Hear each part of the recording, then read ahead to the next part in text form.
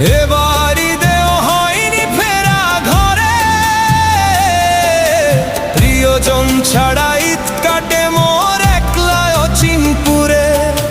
নিঃসঙ্গতা কুরে কুরে খায় তবুও মুখে হাসি, আমি যে প্রবাসী, আমি যে প্রবাসী। সবাই ভাবে প্রবাস মানেই রঙের দুনিয়া, কেউ তো দেখে না এই বুকে কি যে যন্ত্রণা। তবুও ভালো থাকুক তারা যাদের আমি ভালোবাসি, আমি যে প্রবাসী, আমি